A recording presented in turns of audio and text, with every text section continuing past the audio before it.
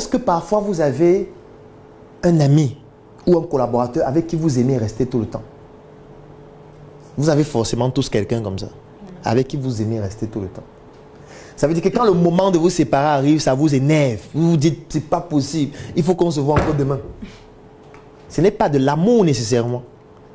Ça peut juste être le fait que cette personne vous transfère une énergie qui vous met en confiance à chaque fois. Une énergie qui vous rend joyeux ou joyeuse. Ça peut être que la personne vous transfère une énergie qui vous fait comprendre que vous ne devez pas abandonner. Vous pouvez continuer à croire en vos rêves, en vos projets.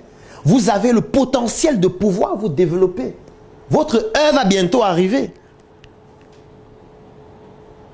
Et la personne vous transfère cette énergie comment? Parfois par la parole. La personne peut raconter des blagues. La personne peut raconter des histoires. La personne peut vous parler de son parcours. La personne peut vous raconter ses péripéties. Et ça vous inspire. Ça peut être par le langage non verbal, la manière dont la personne s'habille.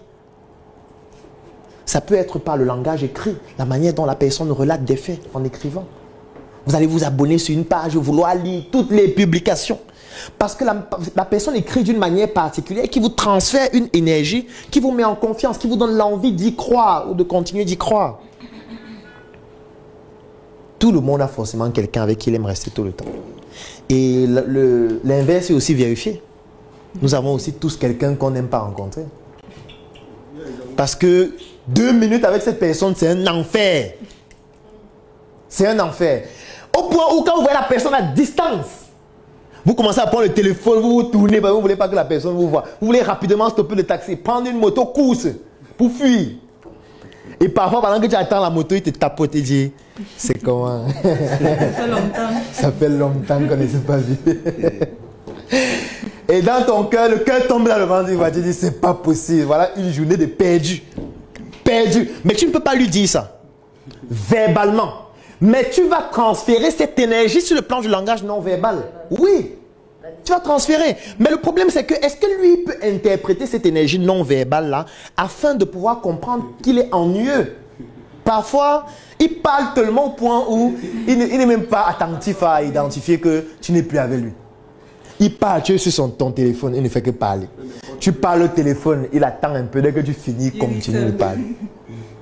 Il te touche quand il sent que tu es un peu distrait là. Est-ce que tu comprends même ce qu'il dit là? Suis ce qu'il va te dire là. C'est maintenant donc que l'histoire commence. Tu ne réponds pas, il parle. Il parle, il ne s'arrête jamais. Tout le monde a forcément quelqu'un comme ça dans son entourage. Et si vous n'avez personne, cette personne c'est vous. Donc si vous cherchez dans votre entourage, vous ne voyez personne qui est comme ça. C'est qu'en fait cette personne c'est vous. C'est vous la radio de votre environnement. C'est vous l'emmerdeur. C'est vous celui qu'on fuit. Moi j'avais un ami, on l'appelait RFI. Ça veut dire quand on le voit à distance, on dit que RFI arrive, on doit tout suivre. Chacun trouve une raison. Mon père m'appelle, ma mère m'a envoyé écraser. Tout le monde se disperse.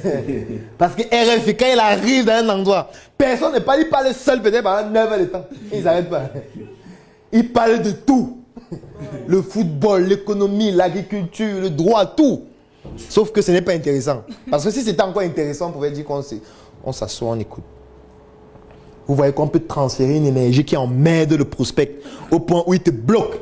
Parce qu'il n'en peut plus. Il a craqué.